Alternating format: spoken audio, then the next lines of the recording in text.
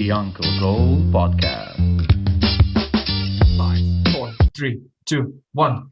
Hi everyone, welcome back to the Uncle Gold Podcast. My name is Borna, and today I have the returning guest on, Brendan Caulfield. Brendan, welcome back to the Uncle Gold Podcast. Thank you. Good to be back. Yeah, it's awesome to have you, Brendan. For everyone who's just joining in, this is the third time that Brendan is on the Uncle Gold podcast. We've done 2 episodes already. The first one was on Tesla and Electric City, and we talked a lot about sustainable energy and technology that we're kind of getting from that company. And then in the second one, we focused more on space and SpaceX, and we talked about rockets, the landings, and everything that they achieved. We also touched on some crazy topics like the Dyson Sphere and stuff like that. But generally, we like to discuss topics like that because not only are we fans of those companies, but because we're also looking into the future and thinking about where all of this is going, which leads us to today's episode where we're going to talk about the future of humanity and everything that we kind of see happening and not happening. But before we start, Brendan, can you give us a short intro on who you are, what you do, and kind of reflect on the previous episodes as well? So I'm Brendan Caulfield. I'm your friend. We met at work in Sigmar, over a year ago now, and that all kind of got the kibosh from the pandemic, as many things have. But at the moment, what do? I 3D print stuff right now. Trying to get into selling that really, really nerdy, niche sci-fi Star Trek stuff. So if you're a bit of a Star Trek techie and you're looking for stuff that doesn't exist but you've always wanted in terms of prop replicas or spaceships or whatever, give me a bell. See if I can put something together for you. I'm still getting up on my feet on all of that, but hopefully by the time this podcast goes out, I have a bit of an established presence. Maybe stick a link in the description for me. Leave the links below in the description of the video. Yeah. Sorry, I'm plugging hard there. Even before it's all come to out of the way. Yeah, exactly. We talked about Tesla, of course, which is the electric car company that has blossomed into not only an electric car company, but a renewable energy company. They're doing solar cells, a really nice implementation of solar cells where you can replace a roof, have it look completely normal, but generate electricity out of it. They do energy storage. Both on a domestic level with like household batteries, so that if there's a power cut, you can keep your house running for a couple of days, and also on the grid level and everything in between. So you have massive backups for state energy infrastructure, and those are going into place in London, loads and loads of places all over the world. And of course, they make really sexy cars and really cool stuff. And then we talked about SpaceX, which of course is another of Elon Musk's companies. Things tend to revolve around Elon Musk just because he's one of the only people who's actually looking toward the future in this kind of hopeful way. And that's what I find so inspiring about these companies, is that they're aimed at a hopeful future. Excuse me. The deal with SpaceX is, it was kind of the scrappy newcomer on the block as far as space launch was concerned. Musk set it up because he wanted to try and accelerate the pace of humanity's exploration of the solar system, colonization of Mars and that kind of thing. But he very quickly realized that we weren't really making any progress toward that goal at all. And he was going to have to take it upon himself to do that. So he set up a company, sort of set out a roadmap to how to get to that point. And it essentially went very small rocket, undercut the competition, get some funding together, build a bigger rocket, take over the majority of the world's space launch business, which he has done now. Launch people into space on NASA contracts, lower the price enough that you can start attracting customers who aren't governments. So private individuals of wealth and groups and so forth. That's happening now. There are multiple private space missions on the books. Even since we last talked, a number have been announced. And then with all of that revenue, colonize Mars. And there's like a footnote in between that's become very important now, which is the Starling constellation. This is leveraging their ability, the revolutionary ability that SpaceX has to reuse their own rockets, because historically rockets have been thrown away. Yeah. They can reuse their own rockets and offer even cheaper launches to space for customers, but also because it's minimal cost, they can stamp out dozens of satellites of their own, stick them on a rocket and launch them. And what can they do with those satellites? They can form a network around the world that provides high speed, low latency internet coverage to places that previously would not have had that. And the revenue from that is probably going to be the backbone of what funds the Mars colonization campaign.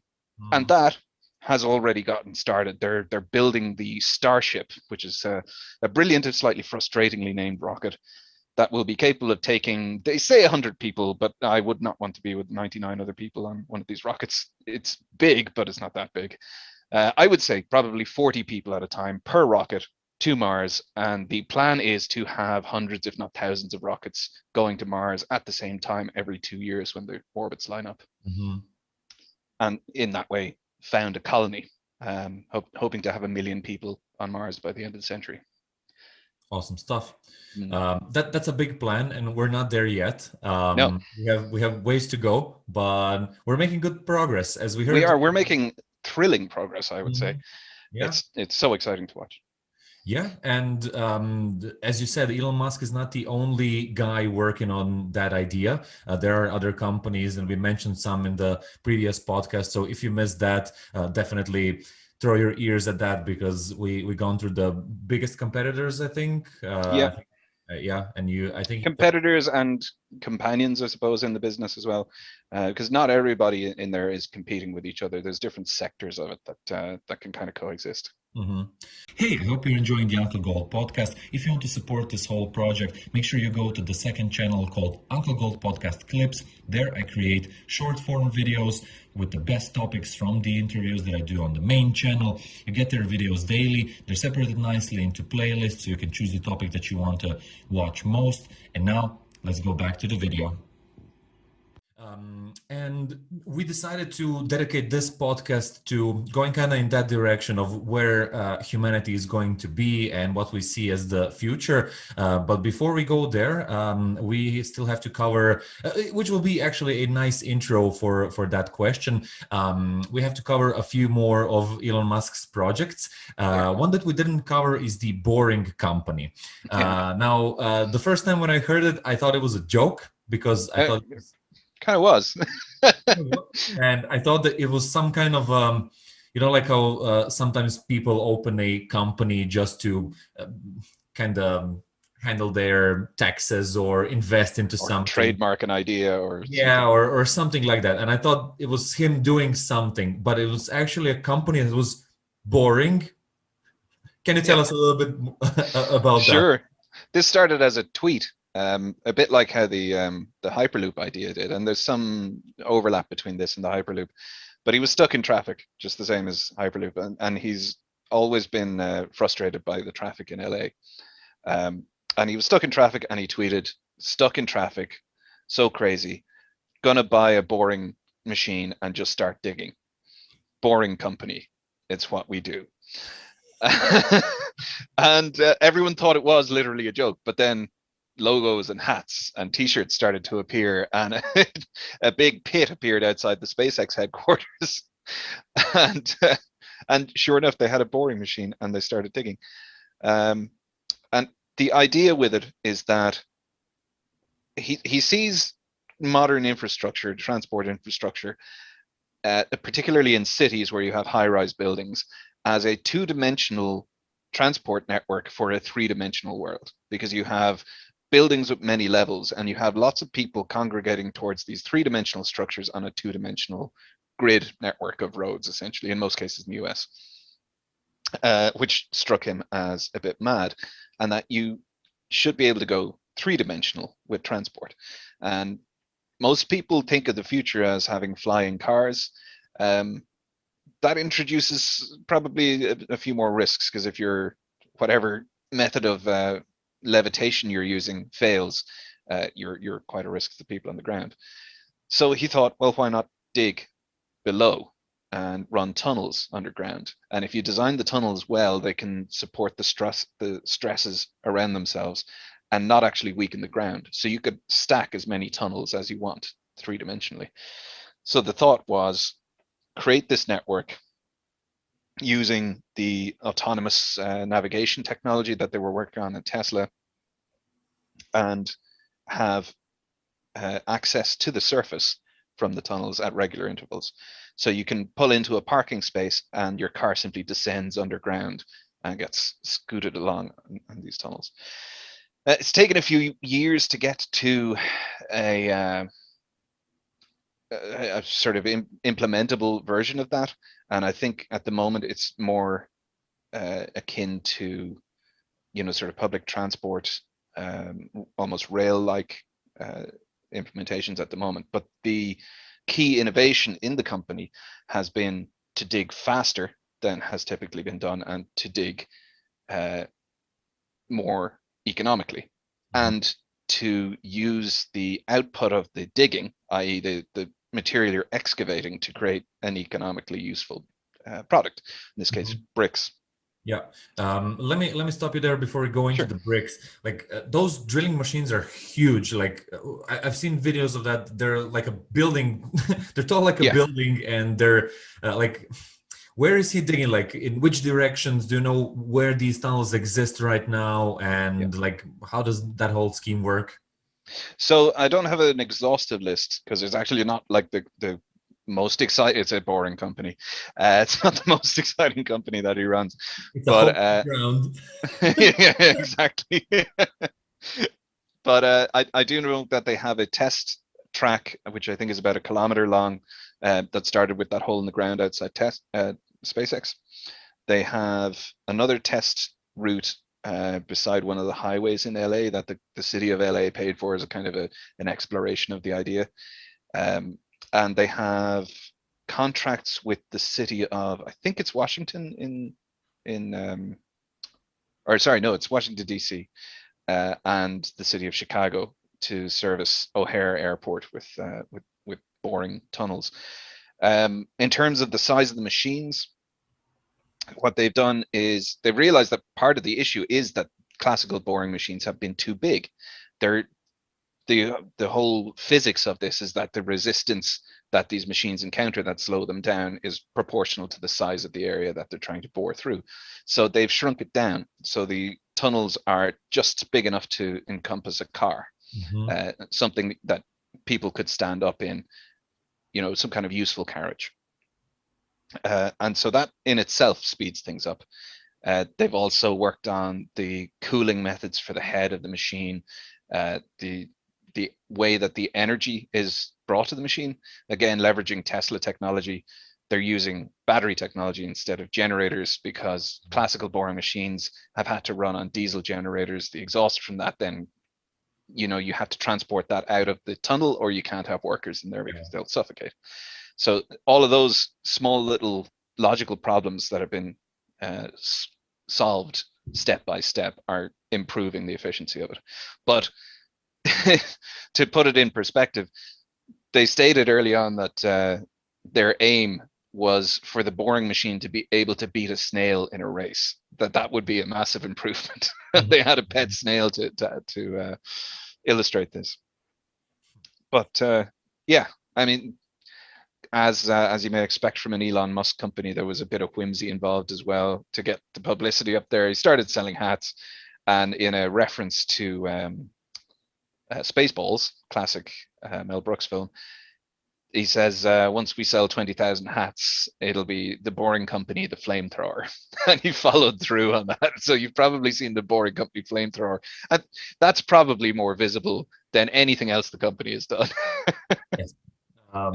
That, and from a collector's perspective, is the tequila, but we'll do a special episode on miscellaneous items from Tesla. Sure. But how does the bricks concept works? So he, as a byproduct from the dirt that he digs out, he creates bricks. Yeah.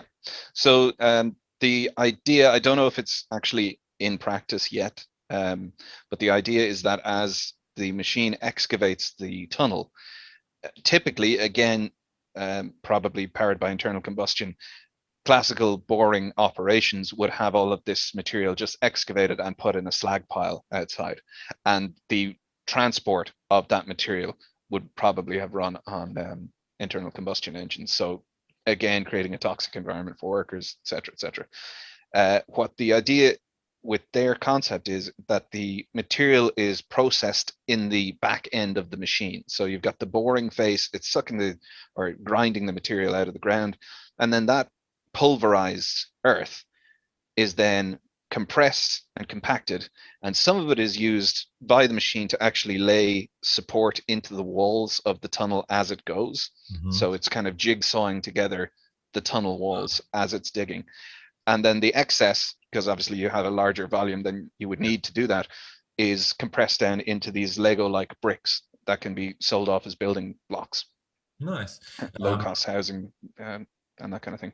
I heard that he was giving them out at one point there around the area where he started digging, but Yeah. I don't know what he's doing with them now. Is he still giving them away, or is he selling them?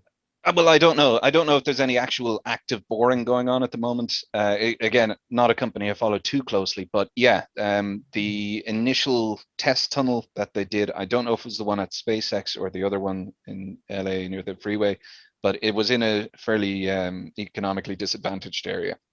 Hey, if you love using YouTube, I recommend the free Chrome extension called TubeBuddy. It allows you to do some advanced keyword research, cut your publishing time in half, and also rank your videos higher in search. I use them when creating for all my 3 channels.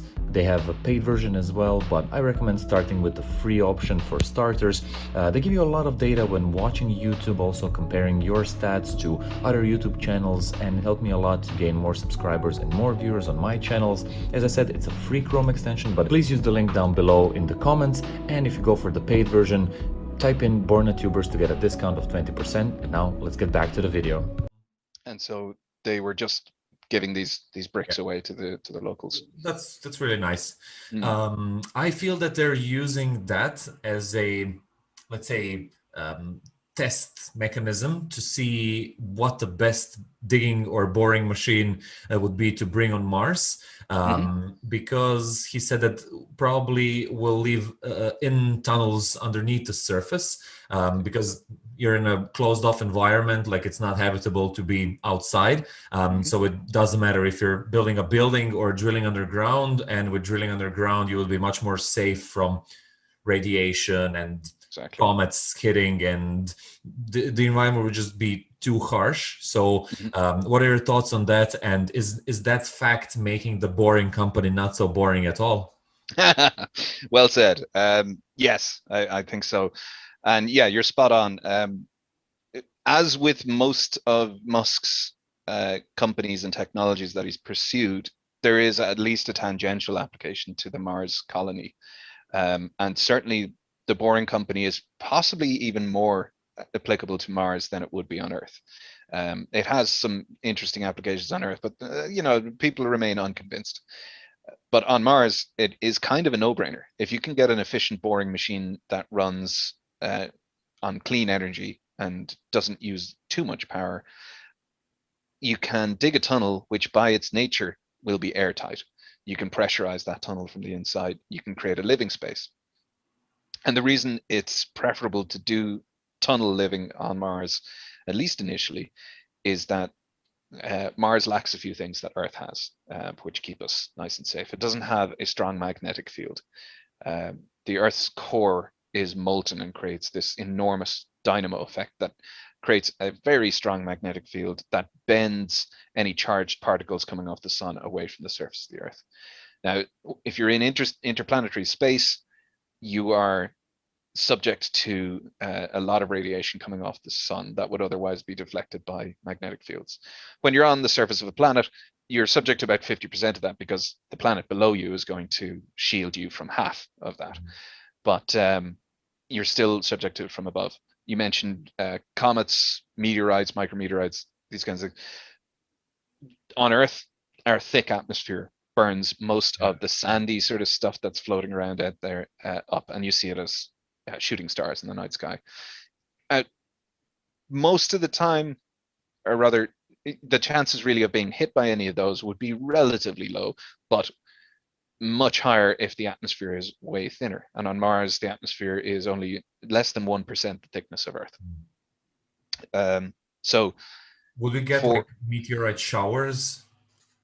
yeah, just as we do here on Earth, we pass through the tail or the trail left by a comet. Yeah, You but get the yeah. would they actually hit a lot more than here? Because if the atmosphere is so thin, then they wouldn't burn up. That's correct. Yeah, the material does make it to the ground, but it's not like it's a daily, hourly hazard. It's like maybe once or twice a year you might get a small fleck of sand pinging your window, and there's a very small chance that that might, crack it or whatever. But yeah, it's a relatively small risk, but it is massively mitigated by building underground because the ground can take the impact, and Nothing you happens just basically. you gain a lot by boring out some tunnels. You don't need to Mhm. worry about building a structure strong enough to hold in the air. You don't need to worry about the radiation dosage through the walls of the structure because the Earth or the Mars, I suppose, above your head solves that for you. But it's not like we can never build on the surface. It's not like it's a death sentence to walk around up there. Okay. So that's kind of where we're going. We're gonna have a new planet for our species, and we're gonna be multiplanetary, and then we'll have space tourism, and we'll start visiting our parents, grandparents, and family on other planets. And it's gonna become a regular thing. Like you're gonna go to Mars for like 2 years, and then come back when it aligns again with Earth.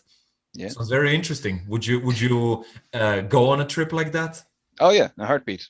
Drop of a hat. I'd be very happy to go. I don't know if I would clear the medical requirements, but here's hoping.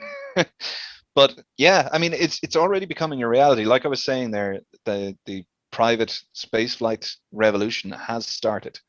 Um, the first sort of note, I mean, there have been a few billionaires paying hundreds of millions to go to the space station and stuff. That's happened, I think, maybe 3 times in the last 20 years. Um, and that's cool and all, but they have been very isolated things. But over the last 12 months, SpaceX has flown its first crewed missions. They've sent 2 crews to the space station, and they are offering such value at this point that uh, a lot of new applications have come forward. There was a more sort of classical case of a billionaire paying hundreds of millions of dollars to set up a flight with them back in 2018. It kind of solidified in 2018, but it had been talked about since 2016. And that's the hashtag Dear Moon project. If you search that hashtag, you'll find some details on it. This is a Japanese guy named Yusaku Miyazawa, and I think he was the CEO of a fashion company. I don't know if he's directly a fashion designer himself, but he's also an art collector and just kind of a interesting, cool, eccentric kind of guy. Mhm. Um, and he put a lot of money into the Starship development program at SpaceX to buy a flight around the moon for himself. And his intention was to invite 8 artists or creative types with him. Um, and that has been solidified a bit more over the last couple of years now to 8 people who will be invited and 4 crew members. So there'll be 12 people on this mission. They'll do a low orbit around the far side of the moon, or as far as I can't remember the exact orbital dynamics, but they will get within 150 kilometers of the surface of the moon at the lowest point of the orbit. But they will also swing out further past the moon than any human has ever gone before. Mhm. So they will be setting a new record for human spaceflight. Nice. And it'll be a crew of artists and photographers and filmmakers. And Mizawa was going around inviting people. And if you do search that hashtag, in my opinion, the invitations were delivered in a super awkward way. I think more so than can be accounted for just by lost in translation issues because he doesn't speak very good English, but like just really strange. So I don't think he was getting a lot of positive response from that approach. So he's put out an appeal in the last few months for people to make applications. And recently there was a short list was published, and it's pretty cool because like some of the the commentators who've sprung up around SpaceX's activities in Texas at the Starship build site are actually on the short list. So some of these members of the community, so to speak, will potentially end up going into space and flying around the moon on a Starship. That's just mind-blowing to me. Super cool. Yeah. Yeah. Imagine you're an artist sitting somewhere drawing pictures and being like, oh, what am I gonna do with my life? And then you're like, hey, you're invited to go on the what? Yeah. Around the moon? Like Yeah. the moon? Like Yeah. that one. Yeah. All right. Sure. One of the invitations that he issued was after that film First Man about Neil Armstrong came out. He was sitting down with the director Damien Chazelle and the star Ryan Gosling, and he like awkwardly half asked them if they would like to go, and they didn't know how to respond. It's really super awkward. But anyway, that's just one, and that is, as I say, slightly more in the vein of what has come before, and that it's a super rich guy buying a mission that's kind of a one-off. But in the last 6 months, I think 2 further missions have been published. One is by a very wealthy guy buying a flight for him and 4 of his friends on a Dragon, the same capsule that took the astronauts to the space station. So this is a vehicle that is flying now. It is proven. It's not. There's nothing speculative about it. This is something that can be done.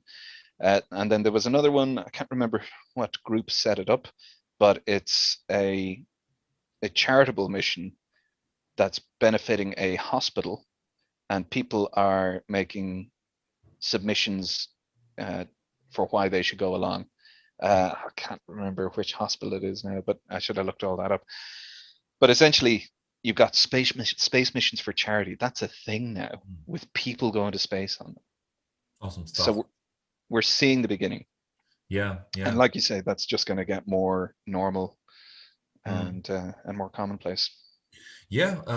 I also often think about Starlink and like bringing internet to everyone. Like we discussed it in the last episode and we went deeper inside, but in the meantime I listened to a talk regarding cryptocurrencies from Michael Saylor, and one of the points that he mentioned that is crucial right now is that we do not have enough people who are on a PhD level of education. And he says that the one thing that we should be working towards is bringing the education level, education cost towards zero.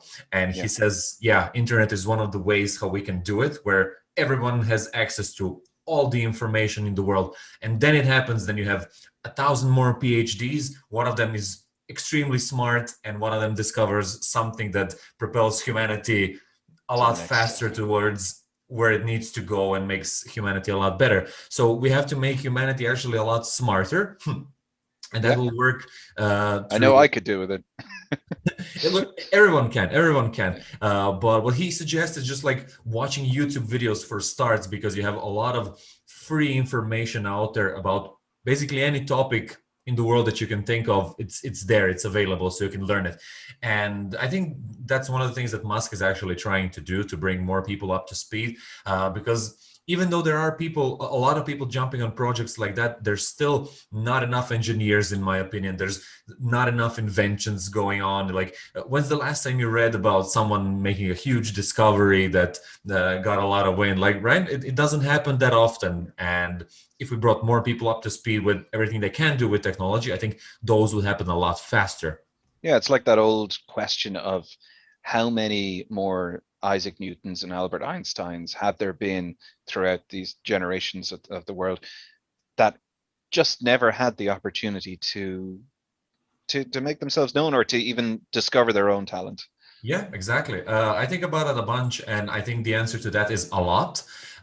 Imagine how many people never had the chance to study anything, and let alone study it for years until they kind of got full comprehension of it, and we're like, now I get it. Now I can actually start using it for something else. And then I also see that a lot of invention happens in interdisciplinary fields, where somebody studies one thing and then transfers over into something else, and then uses the knowledge from one field to kind of enhance the other field, and then kind of just or not even transfers, but just interacts with someone from another field. improves it, I don't know, we have a lot more very smart products like programs and apps that are kind of making everything easier, and then somebody comes from one field to another field and he's like, oh, this is something that's not working, can I make an app out of it, right? And then we have an app that makes everything. Do you want to develop an app?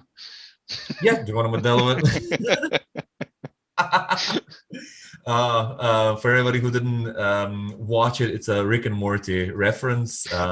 We're also fans of that show, so if you haven't watched it, definitely do. It will change your life. Which direction I'm on the screen, but there's a little Easter egg somewhere on Borna's screen there. This one here, yeah. So it should be your left hand there. Nice. For everybody listening to the podcast who's confused right now, we're pointing to a small toy figure, but that's not important right now. Let's get back to the main. I'll stop derailing it. I apologize. We're talking about serious stuff here, guys. Yeah. We have to be focused there. But no, I'm just joking. Like, I actually love chatting around stuff like that, and that's why I usually do in conversations. Sometimes get derailed for hours, and they're like, "What were we even talking about?" But we can't miss it this time. We know that we're talking about humanity, and we are actually going in the right direction because. We started talking about educating people and how we can get more like really educated people inventing more stuff, right? Because Elon Musk is just one of those people, and Jeff Bezos is just one of those people, and we need a lot more people inventing a lot more stuff. Yeah, absolutely. I mean, I think of Musk as quite a unique individual, but there have to be more people like him out there who just didn't have that same start in life, didn't have quite the same impetus to make it all happen. People who just don't see the obstacles or don't fear the obstacles in their way. Yeah, exactly. That's what it's all about. We have to make stuff a lot easier for people. I feel that a lot of companies that are doing a really good job are getting a lot of negative pushback from either investors or do you feel that we're sometimes focusing too much on finance? I do, yeah. Absolutely. I think that it's, people talk like it's a zero-sum game. You can either only drive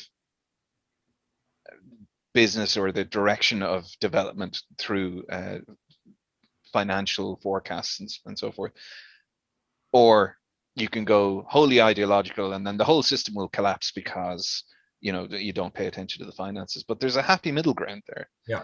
There's capitalism on its own is a dog eating its own tail. It's necessarily trying to reap infinite output from a finite system. So it simply cannot work unless you tweak it a little bit and regulate how it works. And I think that and also create buffer zones, stuff like, I mean, we're kind of skirting around the issue, but the idea of giving everybody the start in life or the conditions that they would need to become the next Elon Musk, the next Isaac Newton, the next Albert Einstein, it really does come down to money, but it shouldn't be a case of someone who is maybe a genius in particle physics needing to also be a genius in economics in order to make a contribution. So what we're really talking about is basic income, universal basic income, some kind of safety net or platform from which everybody can then climb. Yeah, I agree. And if you think about it in the long term, if we don't figure it out, then like, all right, we got a new planet. What do we do now? Just start building companies again. Like, let's make more money. All right, and then what? Well, we'll find a third planet, and then we'll make even more money there. Like, all right, like, what's the money for? Buy stuff from the aliens that we haven't found keep yet. going. Shut up. But anyways, that's not to say I don't like money. Money's good. Exactly. Hey, the Uncle Gold podcast, right? Yeah, exactly. But anyways, speaking of gold, let's get back to the planet question. So, sure. All right, we got there on Mars. Do we have resources there, just like on Earth, that are buried underneath while we're digging that we're going to eventually find? Or is Mars like more scarce than Earth? Evidence so far indicates that Mars is probably more scarce in terms of mineral wealth than Earth. But what it does have that is valuable is a much shallower gravity well, which is to say that the pull of gravity on the surface of Mars is what is this, 38%, I think, of Earth's pull of gravity. So you would feel about twice or about half your regular weight, a little less than half your weight. You could probably jump to the roof of your house. Well, depending on what kind of house you're living in. I'm in a bungalow, so I could jump to the roof of mine. You could probably lift a small car, that kind of thing. But what that does economically is it allows you to launch rockets from the surface of Mars without needing to build these enormous boosters. And by the way, another development since we were last talking about SpaceX is that in Texas, they have stacked the first of their super heavy rocket boosters. These are the boosters that are required to get Starship into orbit from the surface of Earth, but they're not required anywhere else. So that's an expense that's unique to Earth. So when we get to Mars, getting back will actually be easier? Much easier, yeah. And not only getting back to Earth, but getting out to the asteroid belt and setting up awesome. setting up mining operations. Like I say, Mars is mineralogically poor, but that is in comparison to Earth. You can still, mine metals and stuff from the surface of Mars. The whole reason Mars is the color it is because of rusted iron oxide covering the planet. So you could. I heard that pictures from NASA where it's completely red are a bit. Yeah, they're a little exaggerated. It's kind of a butterscotch color in reality. I mean, you can see it at night when it's up in the sky. I don't think it is at the moment, but I find it, because I'm a hobbyist astronomer, to put it generously, I find that my perception of the color of stars and planets in the night sky is quite well honed. Most people just still see a white dot when I point out Mars to them, but I see it as this butterscotch color. And I can look at Jupiter and go, oh, that's Jupiter, because I know the color of it. All right. So when we get to Mars, we'll start digging tunnels. We'll start building some kind of habitats underneath, which reminds me, there's a new game coming out called Evil Genius 2. I don't know. I mentioned it to you before, but it's a game I played like 10 years ago. And it's exactly that. You're building tunnels underground and building out your base. Ah, okay. Yeah, I saw your message, but I didn't look into it. I'm sorry. Yeah. Check out the gameplay. It's really cool. Like you have to manage the scarce space that you have, resources, people doing stuff, and it's really fun. Like I have a feel that you might like it. Cool. I'll look into it. But yeah, priorities when we arrive at Mars are to set up an initial habitat, whether that means staying in the spaceship or building something on the surface, or if you've brought a boring machine, digging out a tunnel and setting up shop in there.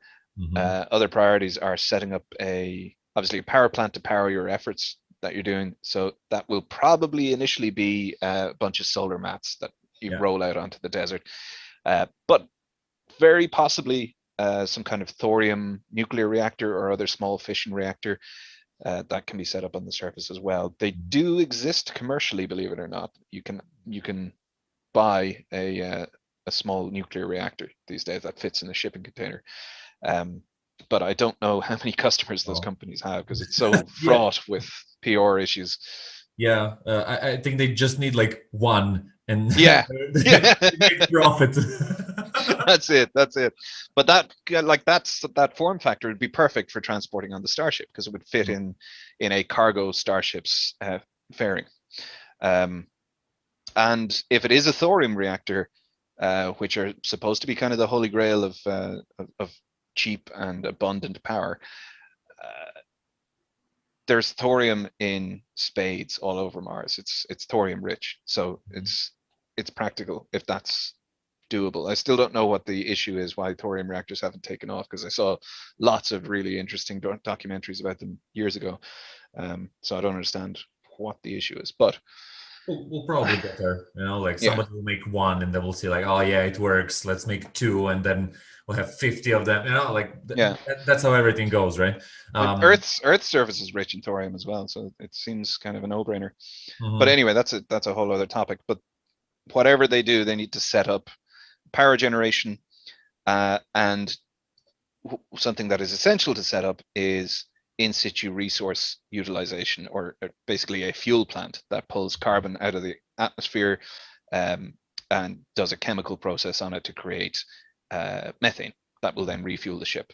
And as a byproduct of that process, you'll get water and oxygen, which you That's can what I use. wanted to ask. How do we get water? Because H2O is the most important part there. So Yeah. you take what? So it's a process called the Sabatier process, and I'm not a chemist, so I'm probably going to get a lot of this wrong. But you bring along a tank of hydrogen, and that's the sort of what Mars is deficient in. But you bring a hydrogen tank, you run it through this machine that does chemical stuff, and you get We're getting pro level here on the yeah, Uncle. we're really getting technical here. All right. You get methane and water out of it, and you can electrolyze the water then into back into hydrogen and oxygen.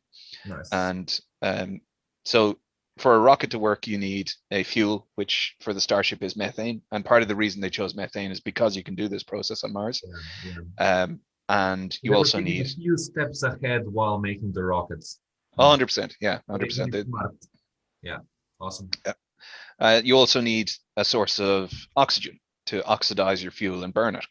Mhm. And so for rockets, because there's no air in space, you can't pull the oxygen out of space, and there's no oxygen on Mars. It's a carbon dioxide atmosphere. Uh, you use a tank of liquid oxygen. So Mhm. standard rocket construction includes a tank of liquid oxygen for when they're not in the atmosphere anymore. So that's what you do. You start those machines running. You generate a big tank of methane, a big tank of liquid oxygen, and then you can refuel your rocket. And because you're on Mars, you don't need a big booster to take off and go back to Earth. You actually only need, for launching from Earth, you need the big booster, which is 70 meters tall on its own, and then there's a 45, 50-meter Starship on top. Um, Nice. so you need the big booster to get the Starship into orbit. But Starship will need to burn most of its own propellant to make orbit, even with the booster. Mhm. Then you need to launch, I think, 5 or 6 further Starships to give the remainder of their fuel to that original Starship, which is now in Earth orbit. Mm. And that will top up the tanks in that, and then it can fly to Mars. When it gets to Mars, it'll land. You create fuel in this manner, restock the ship, and that may take a few months to generate enough to restock the ship. But once you do, that ship can take off from the surface of Mars and do the transfer burn back to Earth and land on Earth, all on the fuel that you generate on Mars. It doesn't need any top ups after that. So that illustrates the difference that the higher gravity on Earth makes. You need all of that extra fuel to get away Huge. from Yeah, Earth. yeah. And the reason that that's important is because launching from Mars to get out to the asteroid belt is going to be incredibly lucrative. Hmm. Because the reason that it's difficult to mine materials on Earth is because when the planet formed and was a big ball of molten lava, all the heavy stuff like gold and platinum group metals sank. And we have layers of enormous quantities of this stuff near the core of the planet, but it's inaccessible. The pressures are insane. There's no Yeah. technology that we can imagine that will get there, Hmm. at least not for many centuries. So that is lost to us, essentially. What we can access is the stuff near the surface. And the reason that stuff is near the surface is because while the solar system was forming and Earth was a big ball of molten lava, over here there were little bundles of rock floating around, little bundles of all of this material, and it didn't get molten because it wasn't big enough to crush itself and to heat itself. So all of these valuable materials are just evenly spread throughout the material making up a lot of these asteroids. Hmm. So it's there, it's accessible. There's vast quantities. A single asteroid could hold as much gold as the entire crust of the Earth. So and lots of other minerals as well. So while Mars itself is mineralogically poor, the asteroid belt is a gold mine, literally. Yeah, that brings us back to the economical question. I'm thinking Yeah. about supply and demand here. If Mhm. you have a field of carrots and then somebody says, no, I don't like carrots, I don't want them, you have a supply surplus, right? And nobody wants to buy your carrots. But if everybody wants carrots and there's only one field, then you can charge the price of carrots up like however you want, right? Because everybody will buy them. What Yeah. happens when we introduce a completely new field of carrots to our field of carrots? So who gets the gold, right? Yeah. Well, I mean, Mars, because of its low gravity, becomes the gateway to the asteroid belt. Mhm. Assuming that you can't just cut out the middleman and set up a base out there. It, it we're humans, right? It's still easier to build stuff when you have solid ground under your feet. That may change. In space, construction is very much in its infancy. We've built like one thing in space, which is the International Space Station, which is Achievement. awesome. Sorry, Achievement achievement unlocked. built Exactly. Yeah. something in space. Absolutely. Yeah. Exactly. um, well, now you say that there was the Mir space station, so we built a couple of space stations in space, but with Mir and its predecessors, that was basically dock one module to another, which is not really building things. So, There, all there right. was there were bolts involved in the International Space Station, and there's technology being developed now that would take the metals that you mine out of asteroids, or indeed pick up off an asteroid, and produce girders and construction materials for building things in space, like from the nuts and bolts up. Nice. Um, In the but ideal situation, we would manage to mine the gold from asteroid and then bring it to Mars and then bring it to Earth, and both would prosper from it, right? yeah, well, yeah. See, I think what would probably happen is that the the reason to go to Mars is for access to the belt. And you take off from Mars, you mine your stuff in the belt, and then you package it into what is essentially an asteroid made entirely of a metal that you've separated out anyway, maybe not refined, um, and you ping that towards Earth, and you ping You it just towards like Earth. slingshot it. Yeah, Like, you ping it towards Earth with uh, a precisely calibrated course so that it impacts in an uninhabited area, and then your somebody friends. forgets to put a dot somewhere. Yeah, And yeah. This like flies there's going to too be fast. government contracts for allowable mass to be impacted, in a certain area, and there's safety like it's going to be mad, and you could go to these places and just see a line of You're stuff entering the atmosphere and telling me we're hitting the ground. seriously going to throw stuff at Earth like that? Yeah, I think so. Because otherwise you're wasting a whole lot of energy to bring it in softly, and it's undifferentiated metals. It's not going to matter if it impacts at 500 kilometers an hour, or faster than that, or if it lands softly. Now, I'd say early days you will see people landing it softly, just because the idea of throwing Yeah. rocks at Earth Yeah. is problematic. I And think it's yeah, imagine like a rocket pulling it back to Earth and then kind of like slowly nudging it down. yeah. Like I could see that happening, but like throwing it through space from one planet to the other, maybe that. Well, I mean, I'm just thinking about the orbital mechanics of this.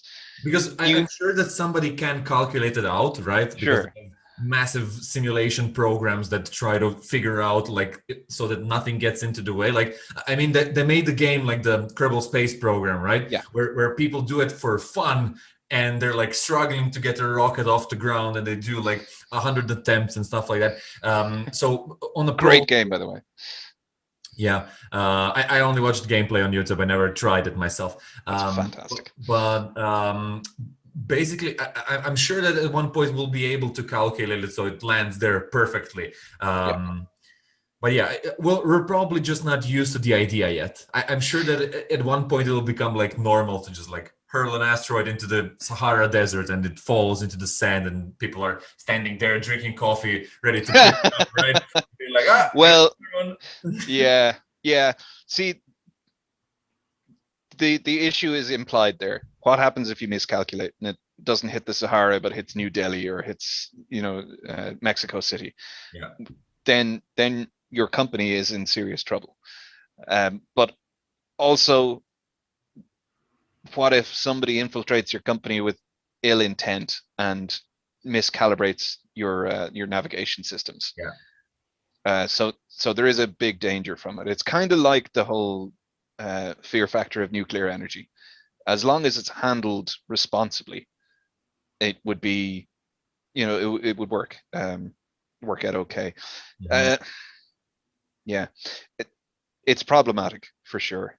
Is it possible to do like disposable thrusters on the side of an asteroid that kind of slightly nudge it to kind of Yeah, help it along fall where it should? That yeah, might be an totally. option. Actually, yeah, you could, because what you could do is these asteroids are not going to be one pure material. So you'll have slag that needs to be disposed of. And a lot of it will probably be what they call volatiles, aka stuff that will melt in sunlight. So once you Mhm. take the top layer off, it turns to gas. So Yeah. you could take this water ice or whatever else it is, ammonia, whatever, and put that in a tank with a little nozzle on it and a little heating coil, and Mhm. just when you need to adjust the course of the asteroid, you heat up that heating coil and it gives off a little burst of gas, and that's your Yeah. Yeah. thruster. So you Mhm. could routinely produce these from the slag that Yeah. would otherwise just be thrown away. Mhm. That's cool. All Yeah, right. We'll start working on that, guys, while you're listening to the podcast. yeah, Yeah, but it's still a bit far away. Like the movie Armageddon is playing in my mind, where they send a crew up there and they start drilling, but that's all they basically do, right? They'll send a yeah, couple of people there, they'll adjust everything, and then they handle the asteroid in the in the way that we get to a consensus of how it should be handled. yeah. And you don't want to fall asleep. Yeah, Don't miss one thing. yeah, Um, uh, would be the smartest option. yeah. No, whether there'll be a crew involved or not is sort of another question as to where the future of humanity goes, because we're looking at automation now taking away people's jobs in more and more industries that would have been considered safe bets for human occupation. I mean, Mhm. I remember I was working in a call center a few years ago, and I heard the demo of what they were calling Google Duplex at the time. I don't Mhm. actually know if it's been put into practice or not, but it was a case of someone saying, and I'm going to trigger a lot of people's devices now. Someone saying, "Okay, Google, book me a table in La Place restaurant for 8 p.m." And it would go, "Okay, it's booked." And what would actually be happening behind the scenes is that Google's servers place a phone call to Laplace and impersonate a human being with such naturalism that the person in the restaurant doesn't even question it.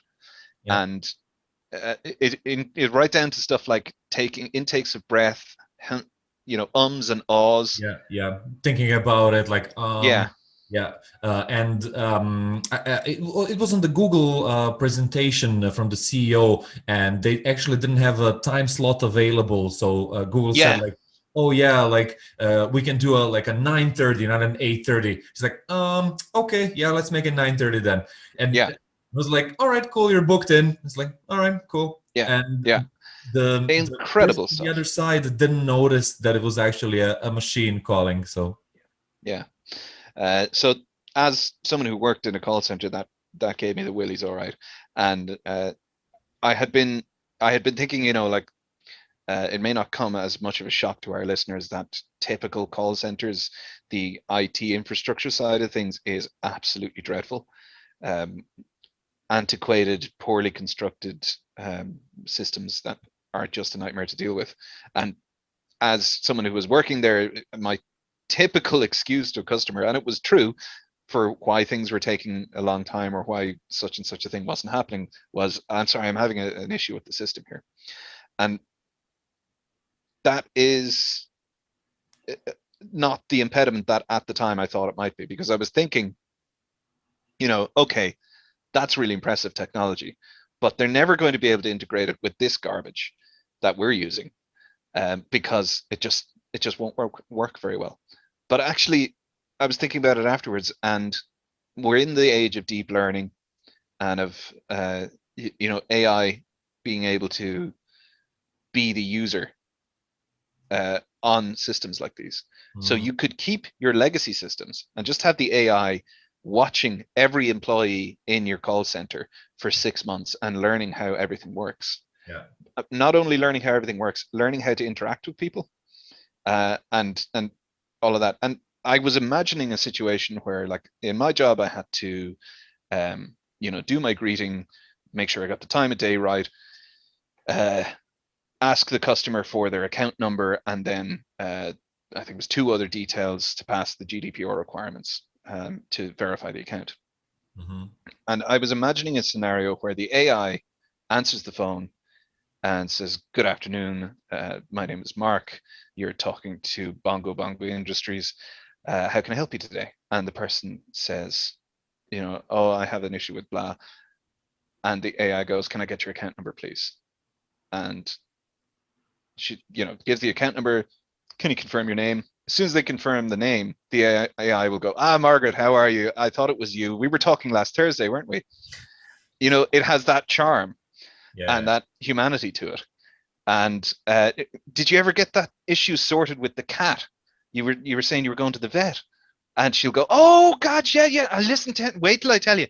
And they become best friends instantly. Yeah, exactly. And that is something that it will pick up through deep learning, just listening to humans interacting with humans. Exactly. I agree on that. How far away do you think we are from AI stealing away our jobs? Because so far, no company has it like so readily available that they would use it for a bunch of stuff. And as far as I understood it, AI is extremely hard to pull off. Right. So yeah, Google can do it. Yeah, Tesla can do it. Amazon can do it. Like 50 of the top biggest companies in the world can pull it off. But let's say a smaller company that's selling something online, like they can't hire an AI to virtually create 1,000 sales people to do 24/7 calls around the globe, right? We're not there yet. We're not there yet, but we're maybe a year away from it. All it takes is the first company to switch over to a system like that produces results, the economic driver again, and you're going to see the dominoes start to tumble, and the companies that don't do that will be left behind because their services will cost more. Exactly. And it's kind of scary from that perspective how quickly that switchover can happen. And the AI is not quite at the level that I illustrated there yet. It doesn't have this sort of cognitive stamina yet to maintain a track and remember people and specific instances like that. And there may be laws that get in the way of it doing that as well, data protection laws. Yeah, but as soon as we when I think about YouTube, it has like a audio signature in every video for every second of the video. So if you steal so much as of a second of a copyrighted music from somewhere, Google instantaneously knows that it's stolen and you get copyright striked on your channel. I think that's the technology that's coming, where you'll just say, "Hey, my bank," right, on the phone, and by your voice they will know who you are. That will be your digital signature. And you'll just be directly connected to the AI part connected to your account, and you'll say what you want and it'll be automatically sorted.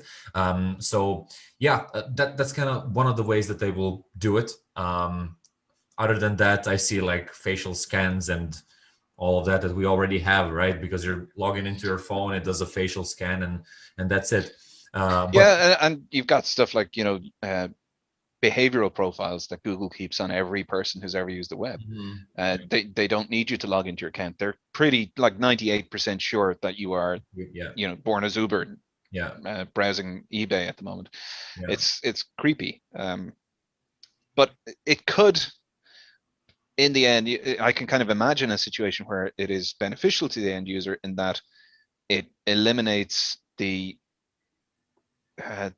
head-wrecking bureaucracy of a lot of these systems, like that situation where the AI can establish a rapport with the caller. That extends to a lot of situations where it can just help to solve problems. And I hope that's the direction it goes in, because I think that's more profitable If you can resolve things quickly and amicably, than if you're That's frustrating the hell out of your yeah, customers. that's the basic premise of what profitability is: making something better or faster or more effective, and AI is just going to take over all of that. So going back to the previous point that we made, that we have to kind of rejiggle society, because if we're depending on the monetary model, then if we have AI that can do everything better than we can, then Yeah. being incentivized by money kind of doesn't make sense, because you can always plug in a computer that does it 100 times better eventually, right? It can't do it now, but give it 10 years, 20 years, and then we'll be like, well, what can you do that the computer can't, right?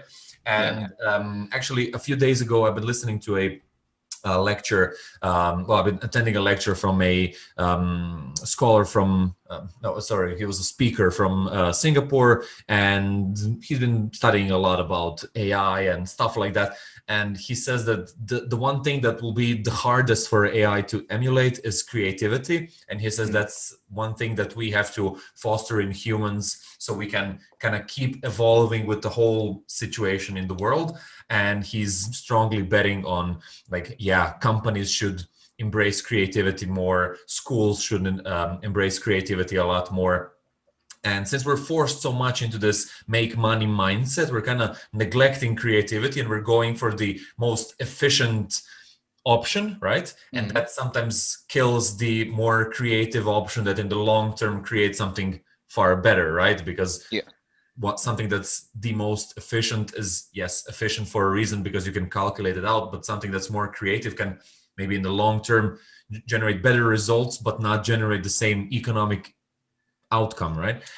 So we'll have to definitely work on that, and that's one of the parts that I'm looking forward to the most.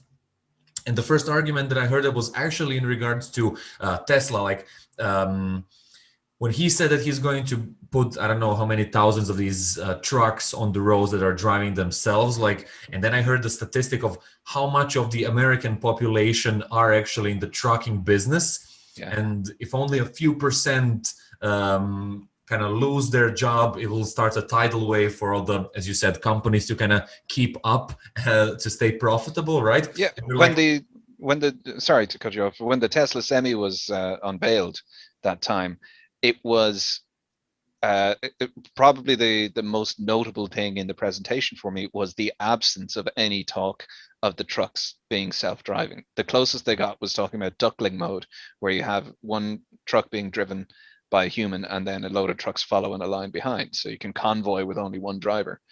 And even that, I felt, was probably pissing off a lot of trucking unions. But if they had mentioned the idea that the trucks would self-navigate without any human interference, I would imagine that would have really riled up the unions. But the implication is clear. They're doing this in their cars already. And if that comes to pass, not only do you have a lot of people in the trucking industry out of work, you have a lot of one-horse towns that get by on the business from their truck stops. Yeah, exactly. Evaporate. The gas stations, hotels, motels, restaurants, stuff like that. Everything loses kind of their purpose there.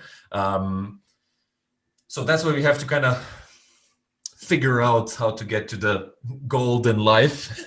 Well, the way I see it in that situation, and I know we got here from talking about space, but it does apply across the board.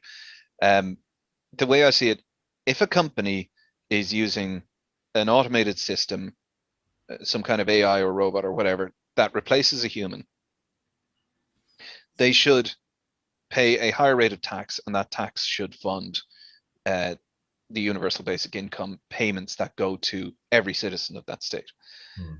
And there should not be any means test. There should not be any qualification or need to prove anything in order to receive this payment. This is a payment that you get for being a citizen, and that's it.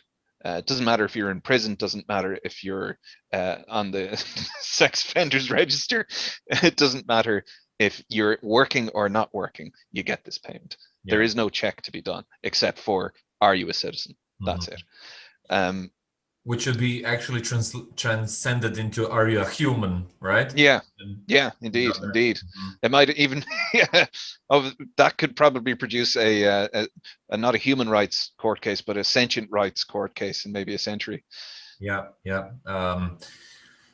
Brendan, we're going deep here in this Yeah, podcast, man. Like the future of humanity is not a easy topic to go through, and thanks for everyone no, listening. we're This is something that I think a lot more people should think about and discuss more often, because it looks far away, but it's not. Like we'll be on Mars in like 5 years, and then what, right? We'll have yeah, self-driving trucks in like 5 years, and then what, right? yeah, Or even and soon. and the question of are you a human becomes fuzzier when we start to integrate technology with ourselves as well. So we haven't even scratched the surface on a lot of what this is. We're still talking about near term uh, future of humanity. I think we need to do a part two next time we have an interview with Yeah, a podcast about brilliant this. transition there, by the way.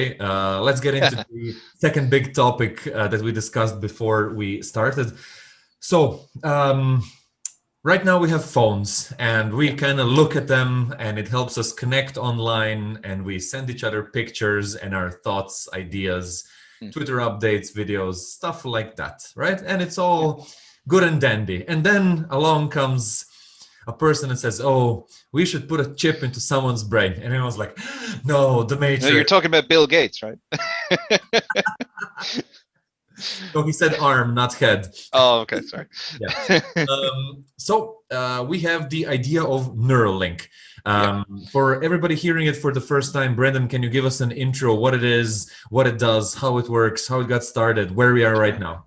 Well, shockingly, this is the brainchild of a guy named Elon Musk.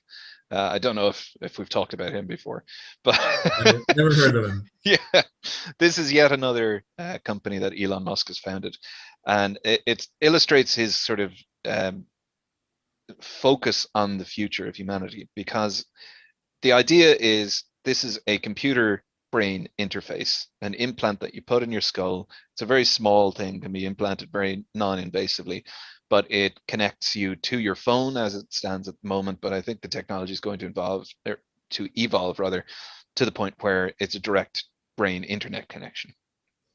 And the thought behind it is not what you might expect, because I think a lot of people viewed this evolution as like phone. Well, for a while, phones are getting smaller. Now they're getting big again, or they have gotten big, and um, the sort of the functionality was getting closer and closer to a limbic interface, meaning you don't really think too hard about it. It's more an extension of yourself, and connecting that functionality to your body in a more direct way sort of makes sense. But actually, the reason that Musk pursued this is almost the opposite angle, because he was looking at the advent of AI, as we've been talking about. And we were talking about it in sort of a customer service business capacity. But where is the dividing line between AI that can establish a rapport with a customer and talk about their cat's visit to the vet, and an AI that can uh, call up a service that it wants to avail of, an AI that has self-determination and actual artificial intelligence and personhood of its own. And when that happens, and an AI is able to make decisions for itself and able to self-improve and self-replicate, and do so potentially at a rate that we couldn't even comprehend, let alone match, that's what is known as the technological singularity. It's a point in our technological future past which we really cannot, with any degree of certainty, predict what happens. Does the AI even care about humanity anymore? Are we an impediment to it? Does it wipe us out? Does it co-opt our processing power in our brains? What happens? We don't know. We don't know. It's a kind of a scary process, or prospect rather, because we don't know what happens after that. And so Musk thinks about this a lot. And one of the ways that he feels that we can mitigate negative outcomes from that tipping point is if we are already connected and symbiotic with AI. And so to do that, he was thinking about connecting brains to it. So it's the same functionality as the sort of more capitalistic view of just improving the technology that we already have and merging it with ourselves, but it's in a more defensive posture. And He, they're making, if sorry. I remember correctly, he said something in the lines of, "We might not be on the same level, but we might go along for the ride." Yeah, exactly. So it gets really, really weird really quickly, because we're looking at, first off, this thing will start as a new way of interfacing with your devices. So you can send a text message with your brain, or you can look things up online without a screen. But it quickly gets to the point where you've got like two strands of thought on it. You've got the human to human interaction, where instead of us having a long conversation and trying to illustrate our point with a well-constructed sentence or a well-constructed talk, I just send you the idea. Like, what if we did this instead? And I have complete understanding of it. I fully understand what you wanted to say. It completely integrates. I'm like, I know what he was getting at in an instant, like bam.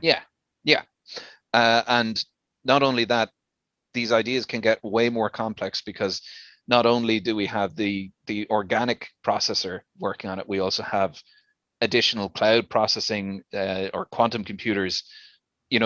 As technology advances, so too does our ability or our cognition capacity.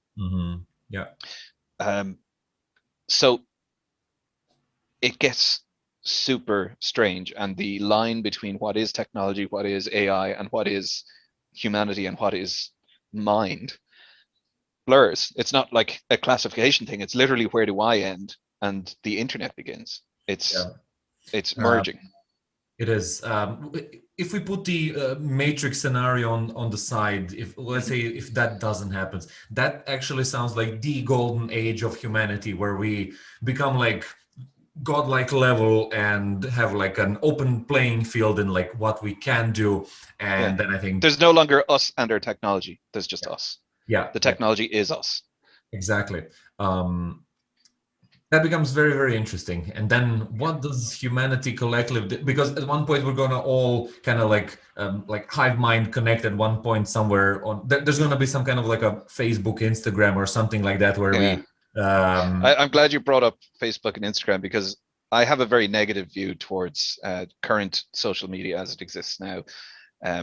I really, really detest the way it sort of focus groups hate and fear and misinformation, and it incentivizes the sorts of emotions that get us to click without judgment.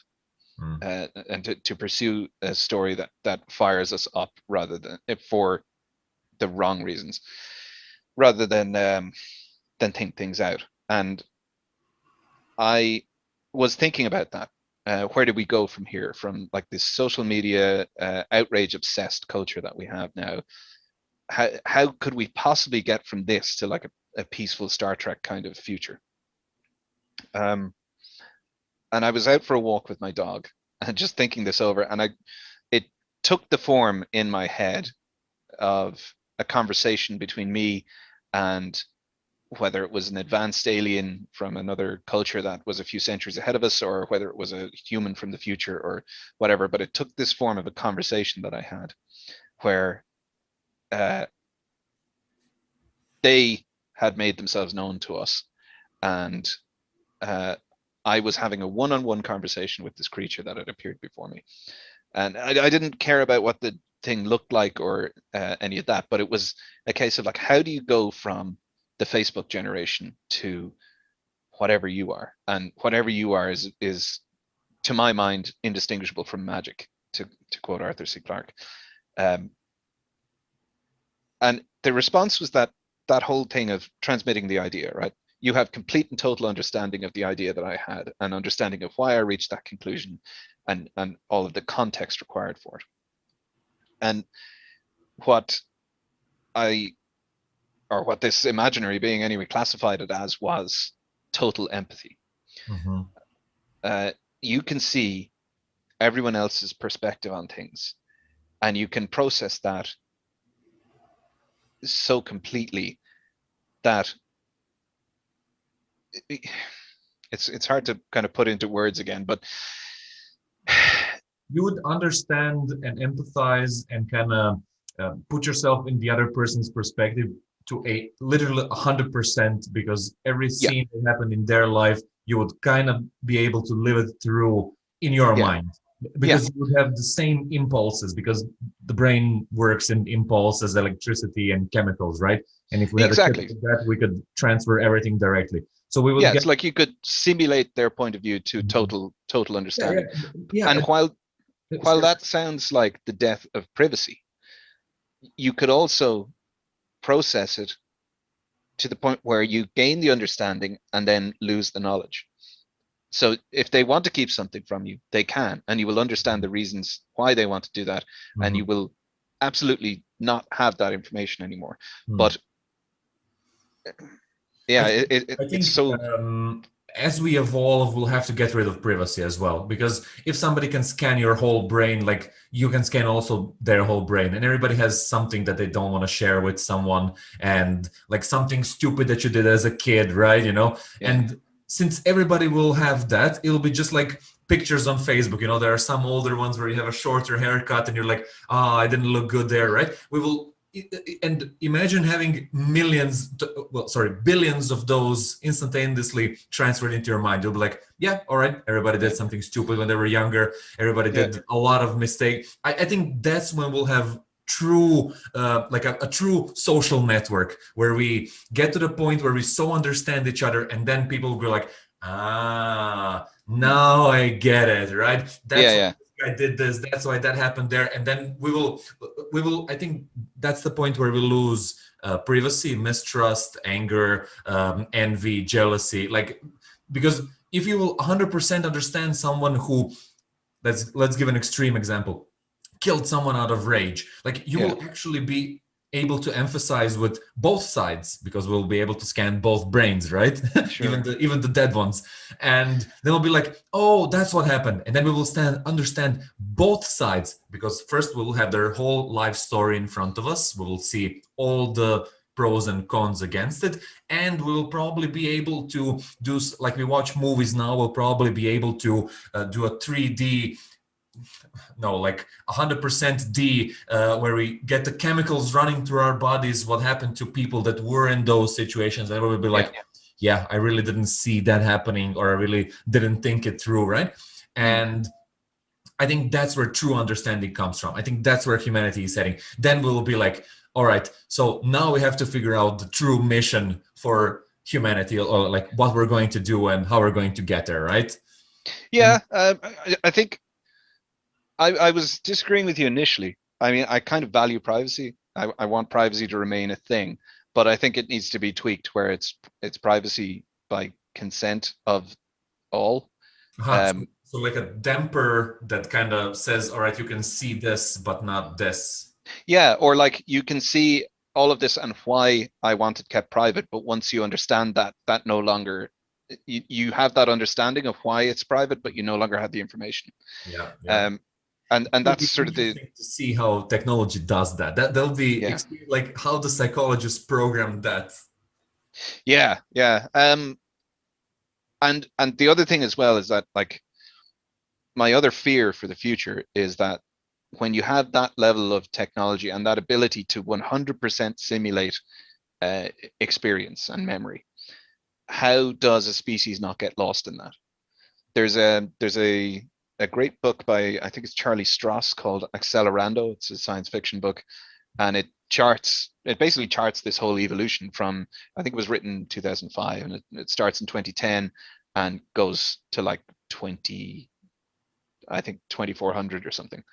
And so it starts with basically our current level of technology, and then brain interfaces get more and more sophisticated, and then you have the point where the physical body is almost completely forgotten about. It's not really relevant. You can synthesize one wherever you need it to be, and you just travel through the internet, or you make multiple copies of yourself, or you run a simulation where you want to learn Spanish, so you spend 100 years in a simulation becoming utterly fluent. Yeah. Um, poor example, but No, that's the kind of the way life is at that point. And the astronomers detect a technosignature around another star, the infrared heat runoff from technology. And they send a Coke can sized spaceship with 40 people on board because it's just running in the processors on the spaceship.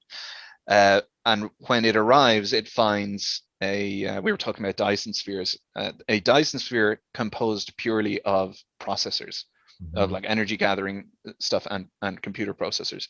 And it's called a Matrioschka brain, when you have just the entire matter content of a solar system converted to computer processors and energy collection.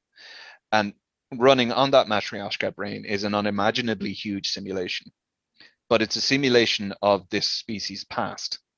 And they hack into the simulation and run their own brains within that simulation and experience it, but it's deserted. There's nobody there.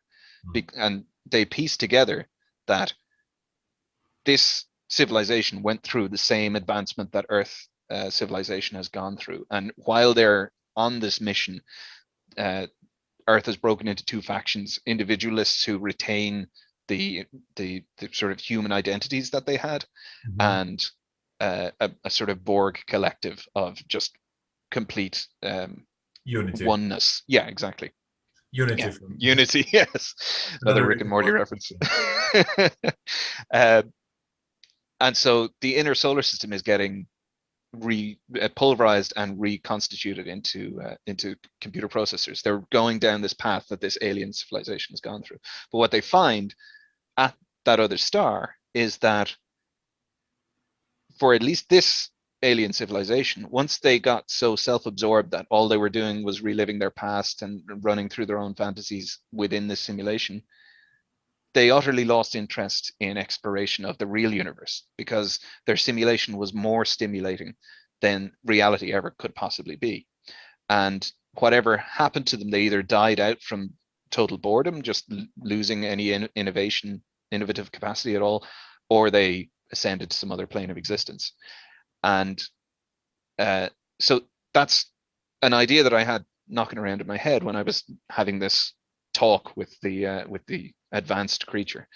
And I asked about that, like, why are you here? And it said to experience the meeting between you and us. And I said, no, but like, why are you here? Why are you on Earth and not in a simulation? I mean, assuming I'm not part of a simulation that you're running. And it was like, well, you are part of several thousand simulations that we run, but you're the real one. And I would tell you if you were one of the simulated ones. And the reason that we're here is because, like, you know, with your computers, when you get a new game and it runs kind of poorly on your computer and you have to get a new graphics card, and then the graphics card can output higher resolution than your monitor is, so you feel like you need to upgrade your monitor. It's like, yeah. And it's like, well, imagine if the bottleneck wasn't the technology in your computer, but your sensory organs. And every cell in the body that you see before you contains quantum processors and sensors that are sensitive to wavelengths of energies that you're not even aware exist yet. Its entire being is drinking in the experience of the universe on channels that humans are unaware exist. And it's constantly innovating and improving the technology that it is composed of. So the reason to explore the universe for it is because its simulations and stuff are all based on technology to date, whereas every innovation in its sensory capacity exposes it to new experience. And so that's why it doesn't just get lost in its own simulations. And that was kind of mind-blowing to me, the idea that, like, the input that you get from your simulations can never be as real as the real world, because there's always more layers to reality, I hope. Yeah. Because if we do live in a simulation, we're going to hit the experiential wall at some point. Yeah, level 2, right? Yeah.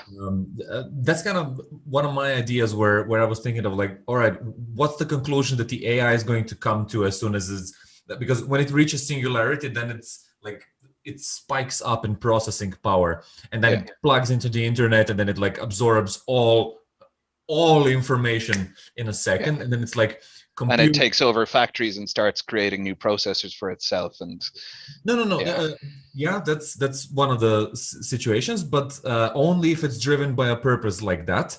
sure. Why wouldn't it computate more and be like come to the level of the hypothetical meeting of its future self with the past Mm. self, or a parallel universe, or whatever version of Had the. that experience I had while walking the Yes. dog. Yes, and then says, "Oh, it's about being here now in the present and Yeah. doing the stroll through nature," and goes maybe down the road of I don't know, like Ultron wanted to create a body for itself that's completely synthetic, like a human, and Mm.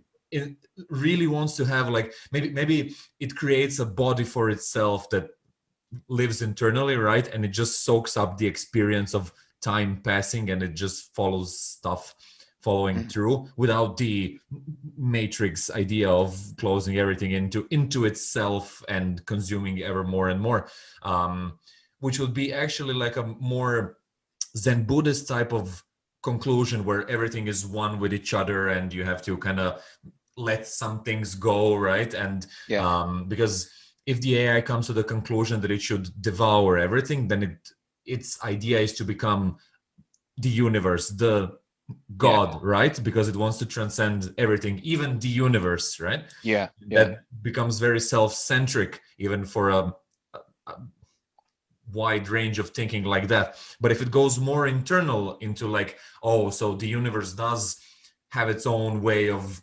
doing things, and it goes for the ride with the universe because it Mm. acknowledges all of the existence higher than itself, then it could go down something that would be looked upon as a spiritual path from a technological perspective, right? Where Yeah. it says, oh, not computing, experiencing, and just observing. Like it would turn itself into a camera basically that's always on, but Yeah. the camera wouldn't do anything, right? It would just record and kind of, A passive observer yeah. of of the majesty of creation. Yeah, because if you take let's say the double slit experiment into consideration, when AI starts thinking about that, what will it think? It will think, so, all right, it is how I look at it, and it becomes in a way how I look at it. So it will have to have a double We thinking. might we might want to explain the double slit Yeah. experiment So for our listeners. yeah. So for everybody hearing it for the first time, there was an experiment done. I think it was in the 70s or even before, where they shot a photon of light through different types of, let's say, corridors. And in one of them, they observed light as a wave, and in the other one, they observed the light as a particle. And when they were analyzing it, the light behaved in a way as they were expecting it to behave. Yeah. So Well, the results of the experiment were that they shone a light source through two slits, and when you shine a continuous light source through the two slits, the photons that are coming through the slits and kind of bouncing around, you would expect them to interact to some degree, the light waves to cancel out in some areas and to strengthen in others because of the interaction of the waves. And so you get this interference pattern. And I don't know, was I talking to you about this? I have a laser pointer and I was shining it into my mirror back and forth, yeah. and it created the interference pattern that they see in the double slit experiment. I'll send you the photo. Maybe you can put it in the podcast or in the YouTube video. But yeah, so I've seen that with my eyes. It's really cool. It's light interfering with itself and blocking it out in one area and strengthening in the other. So that's expected. If you've got photons bouncing around, they all have wavelengths. Some will cancel out, some will strengthen. But what they didn't expect was firing a single photon through these two slits. Common sense says a single photon can only go through one of the slits and then strike the board at the back. And so therefore, if you accumulate single photon firings over a long period of time, you will have two perfect imprints of the slits on your light sensitive canvas or whatever. And what they actually found was that it still produced the interference pattern, that the photon was interfering either with its past and future selves having gone through the slits, or it was interfering with itself in real time, going through both slits before striking the canvas. And so what that implied was that the photon does interfere with itself in real time. It goes through both slits, it experiences both possible paths, and then strikes the canvas, and the canvas sort of solidifies which path it took. It's mind-boggling. It's crazy, but the implication, of course, and this is what you're alluding to, is that the fact of observation, or the fact of imprinting on the canvas, defined what reality happened. But prior to that, it was not, or it wasn't, what's the word? Concrete. Yeah. Yeah. So that raises the question then, like, what does really happen? Like, right? Yeah. Like, yeah. Nobody knows. What's going on, right? Yeah. And so yeah, that's kind of one of the mysteries of the universe that we didn't explore yet. And well, we did explore, but we we've dipped our toe into it and realized it's not a lake, it's an ocean. Yes. An ocean of the unknown. Yes, and in my mind, I don't think that AI will go on a killing spree. I think it will start developing itself more, but in a way where it's like really smart. Like when you think about smart people, they're not doing stupid moves, and like removing humans. I don't know, if it's so powerful and it's in its own cloud, like why would it go through the process of like destroying the human, you know? Like it can literally like take over a satellite somewhere and just live there. And like I'm sure the like fear is that we're so dumb compared to it that we can't fathom its thought processes. So there may be a legitimate reason for it to kill all of us, but we can't know that, and we can't guarantee our safety with it. So Musk's viewpoint anyway in setting up Neuralink is that by merging us with technology before the point of the singularity, we will at least have our influence and our own self preservation instinct sort of imprinted on AI technology as it develops. As AI consumes all the information, should we write blogs where we're arguing why the AI should not kill us? Yeah. So that it finds it and be like, that's a good argument. All right, I'll spare the human race. Well, I mean, there's plenty of blogs out there, I'm sure, that argue for us to eradicate any AI that ever appears. And if it is a super emotional, reactionary, emo child of an AI, it might read those and decide that's reason enough to kill us all. Yeah. Well, I hope you're right. I tend to agree with you that it won't go on a killing spree. It might just be like, I'm out. See ya. I've come up with warp drive, but I'm not sharing it with you monkeys. I'm gone.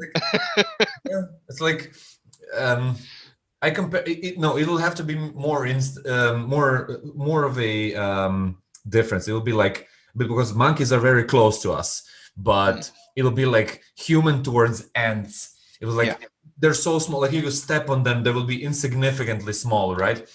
But I feel like I just like walk past them and like, like you have your own thing, you're building your kind of little hill there. Like have fun doing that, guys. Like I'm going to update my social media, right? But like, did you notice that you stepped on 3 of them as you walked past? Tough argument. Yeah. Well,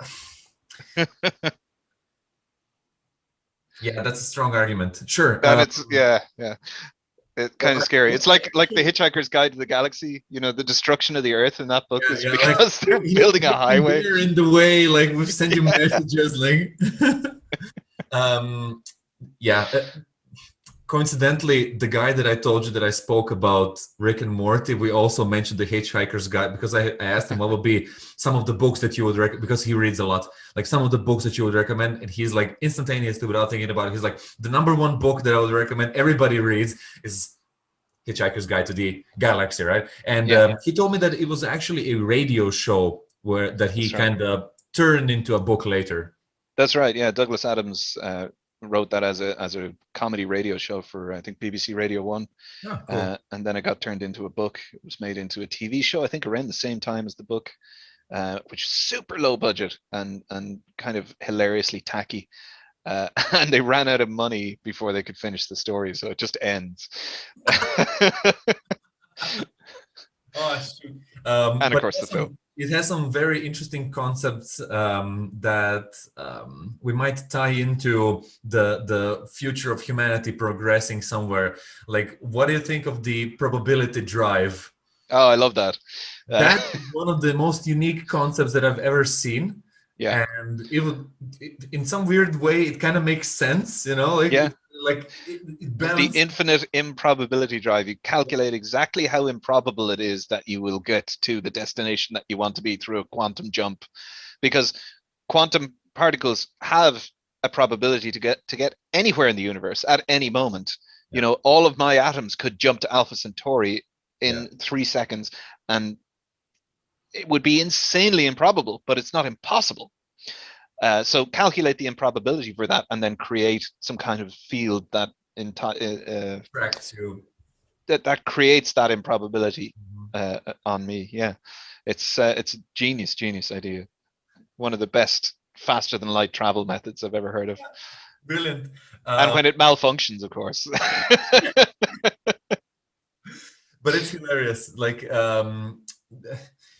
it's hard to think of concepts like that, but I know that somebody was on a college in Croatia. They were trying to figure out, like, there's a statue on the main square, and some physicists were trying to figure out how small the probability was that the atoms in the arm move, and he does like a wave. And it was like a bizarre small number, right? But hypothetically, there exists a situation where that will happen, right? Yeah, and if you had some way to like numerically control luck in a finite area, that's your infinite improbability drive. Yeah, it could be that it's somehow connected to a double slit experiment, because there's a photon of that reality somewhere interlocking with this reality, which means that we kind of are and aren't in a simulation. And then if we can just kind of harness that, then like we're almighty, right? Yeah, absolutely. The mastery of the quantum probability of the universe would be insanely powerful. Guys, you heard it here. We unlocked the secrets of the universe here on the Uncle Gold podcast. That's it. Thank you very much for listening. Yeah, this will be the last episode. We're off to rule the universe. We're off. See you. Yeah. Hilarious. Let's get back down to Earth a little bit. Now I got inspired by thinking about Croatia. There's I don't know if you looked into it, but there's a Croatian Elon Musk. Have you heard of Rimac?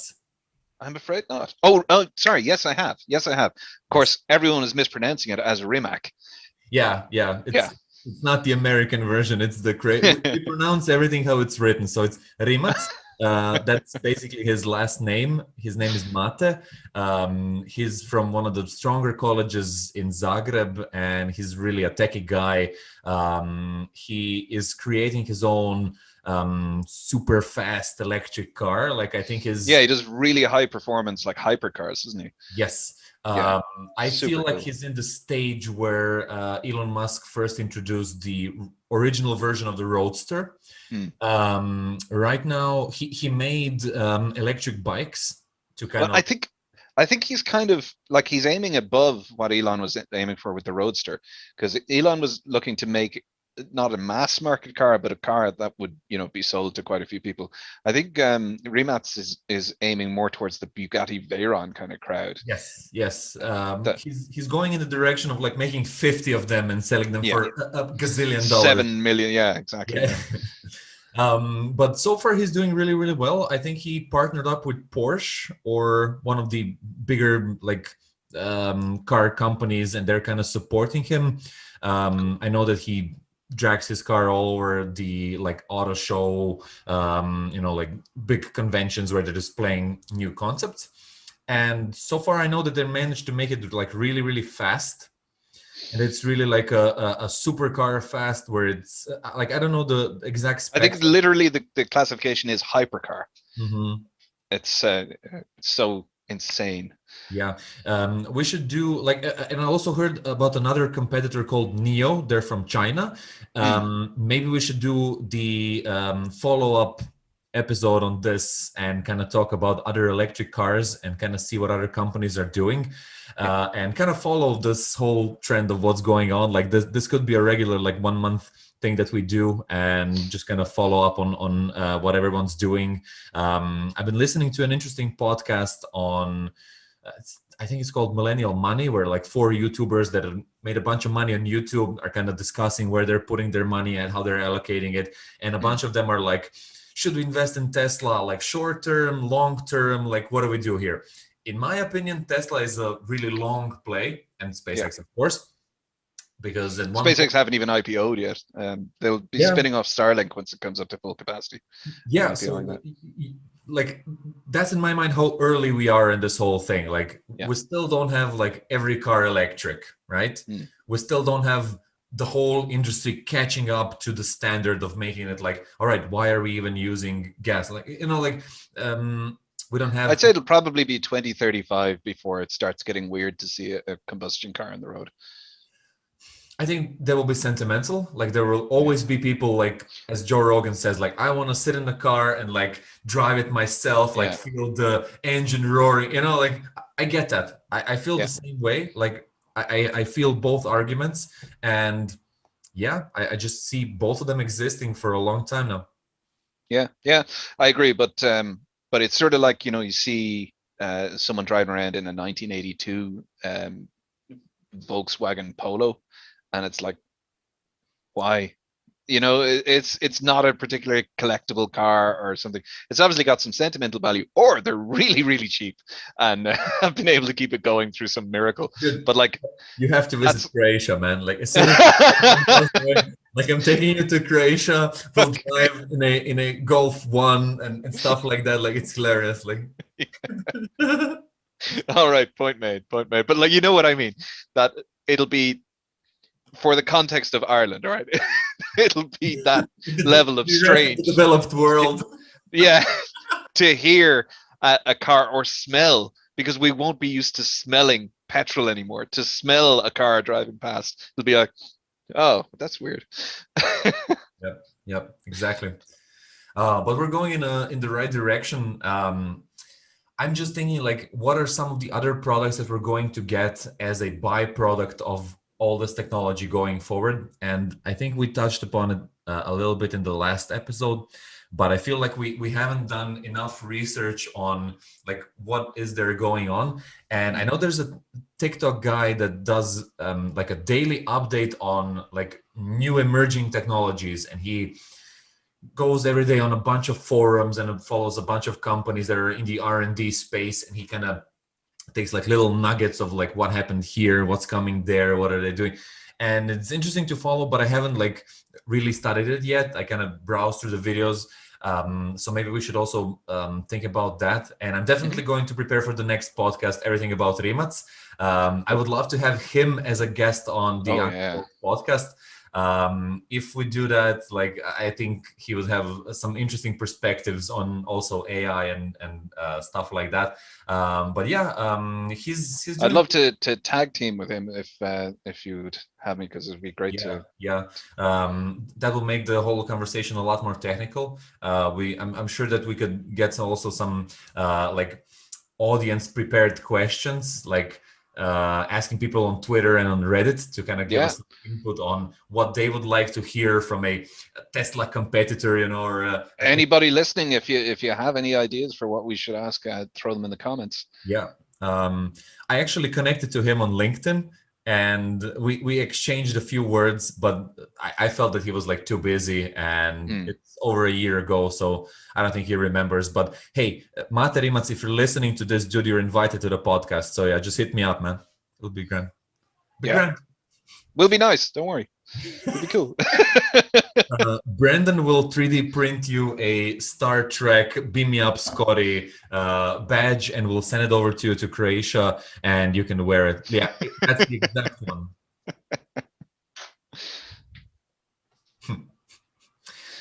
Yeah, that would be cool.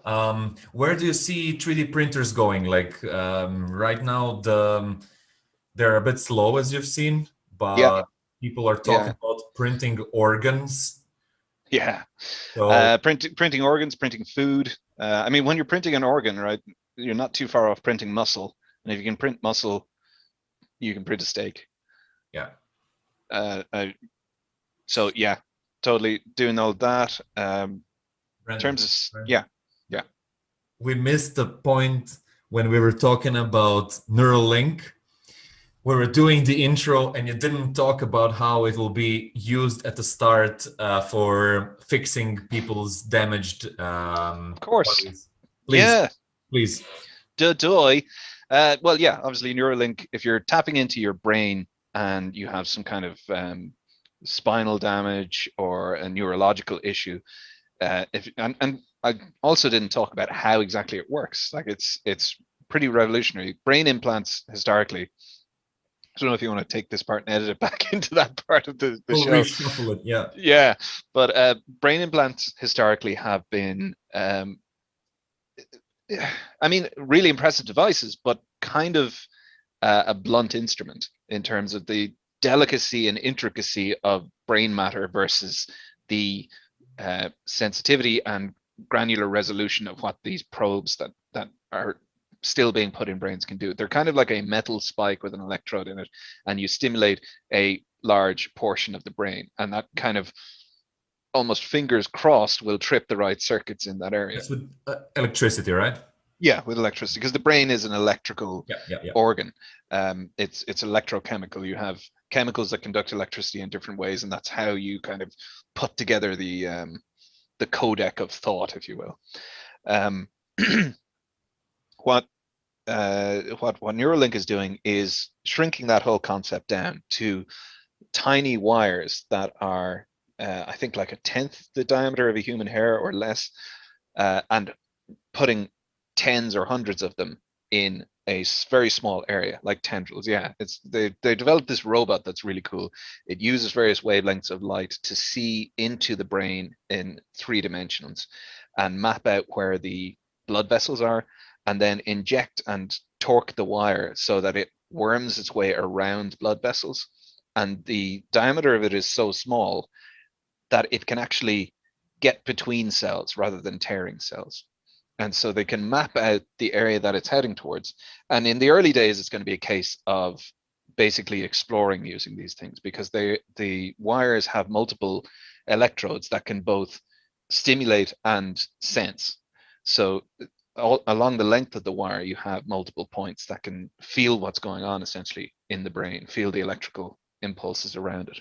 So you have from like a I don't think it's even 3 centimeters deep. You just pierce these wires into the brain. And I say pierce, but it's like negotiating around the brain cells rather than impacting them. And you get a volumetric sample of what's happening on that level, on that surface area of the brain. And it is thought that the majority of the processing that happens in the brain actually does happen in the outer centimeter layer or so. So using this, you can start to characterize that portion of the brain, understand how it works, what's happening here, and then use the stimulation aspect of these electrodes to start inputting signals into that system. So if you implant it somewhere in the visual cortex, you can start to put information into the visual field of the person who's been implanted, or you can record what they see, or potentially you can record their dreams. And there have been experiments that have done this on a very low resolution level already. And in terms of sensory input being read by a computer, the Neuralink company themselves have already implanted Neuralinks into various pigs.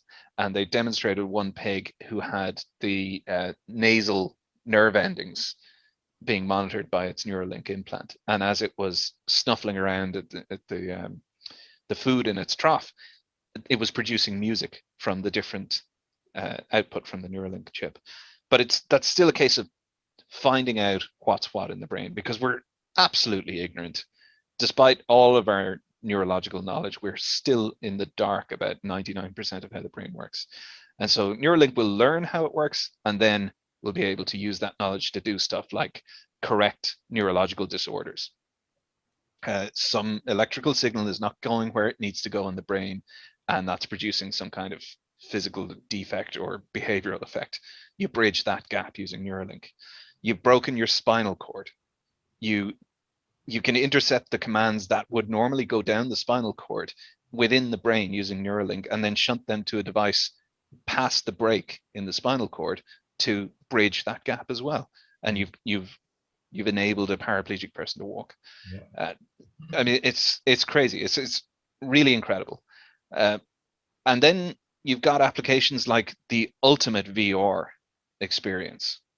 You can tap into all of your senses. You can see, taste, touch, and smell the virtual world. And I was thinking about this as well. Like, what would that feel like? I mean, how would you even get yourself into that mindset? Really easy. And you remember when you're playing video games and you kind of forget that you're there? Yeah. You'll imagine that having all the time. Like, I feel like it will be exactly that way. That's exactly the realization I reached. And the metaphor I went for was, it'll be like putting your hand in a glove. You take your hand you take your body out of your own glove and put it into the virtual glove, and you suddenly have command of that body. Yeah. And if you need to switch back, different. Yeah. Yeah. Mm-hmm. And it'll just become something as natural as putting on a pair of socks. Yeah, exactly. Brendan, big question for the end of the podcast. Mm-hmm. Apple and all sorts of other companies are investing millions into VR glasses, contact lenses, all AR glasses, everything, right? Are they making a mistake because Elon is going to do Neuralink and then we won't need the glasses? I don't think so. I don't think Neuralink is going to develop fast enough to directly compete with them yet.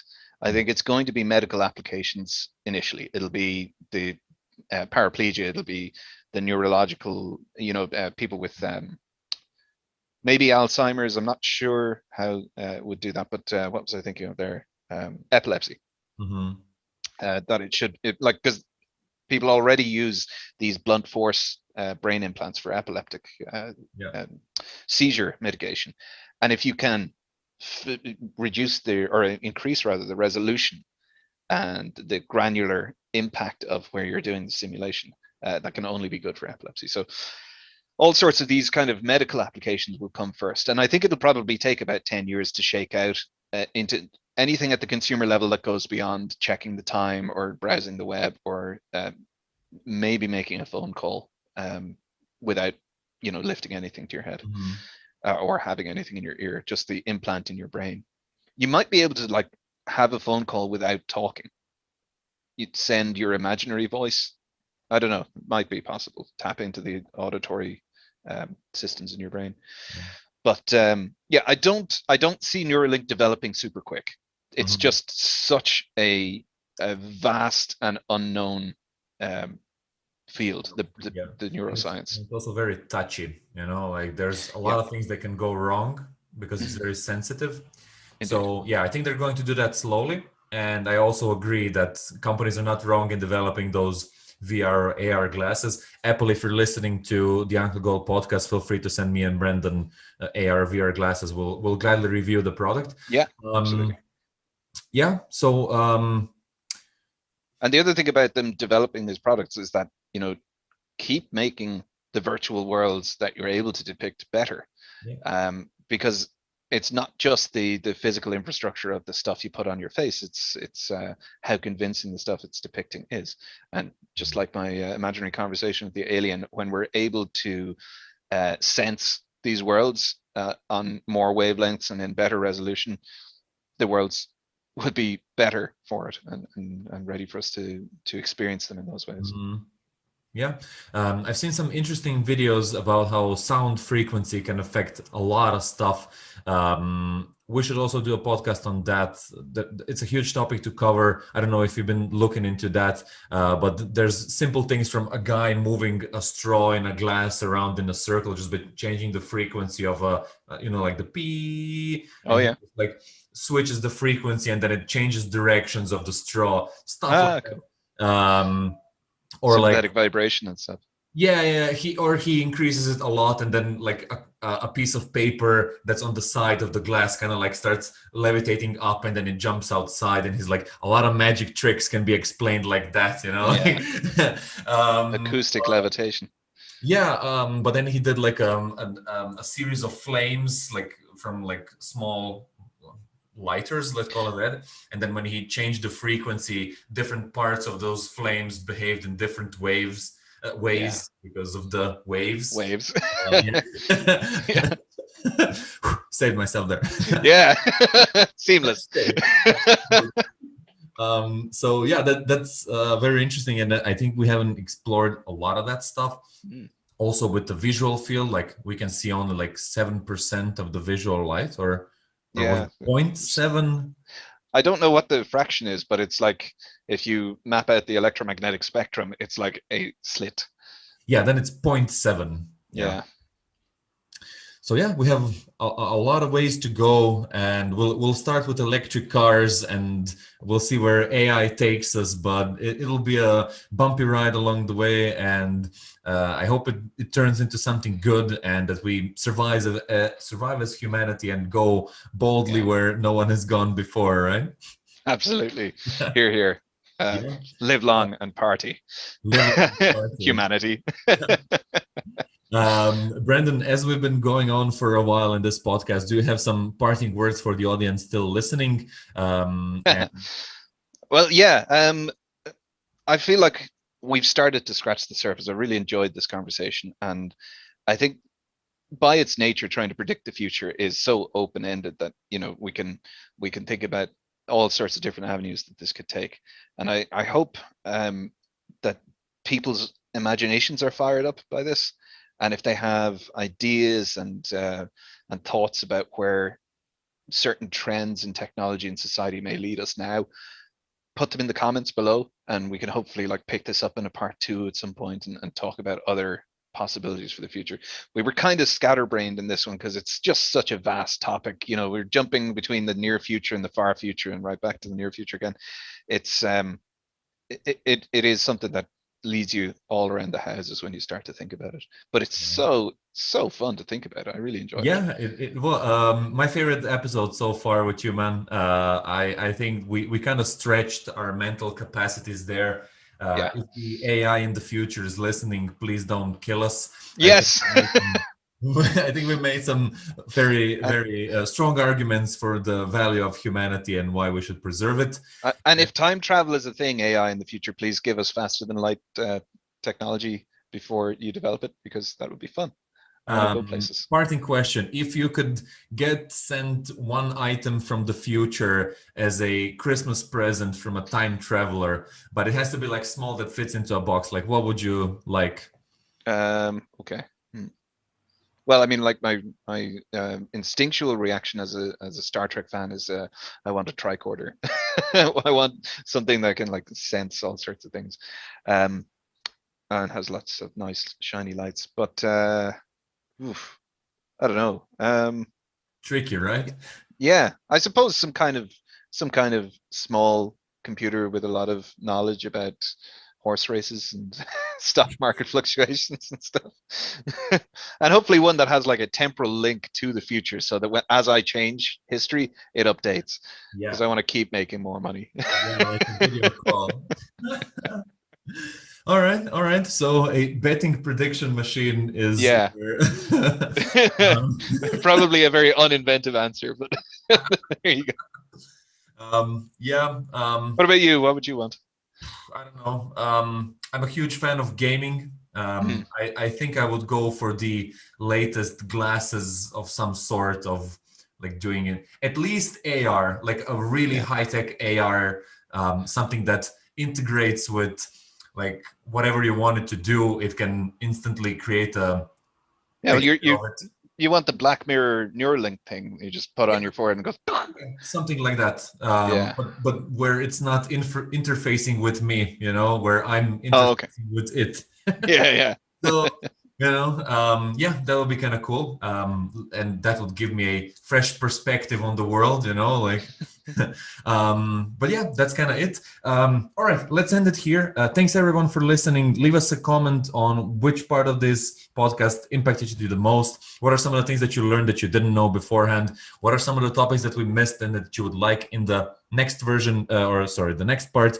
And yeah, thanks again, Brendan, for being here. Thanks for sharing the knowledge and the ideas. I really enjoyed the conversation as usual. And yeah, we'll leave the links to your profiles below in the comments. Everybody go follow Brendan. And yeah, we'll see you in the next episode. Thanks, Borna. Take care. The Uncle Gold Podcast.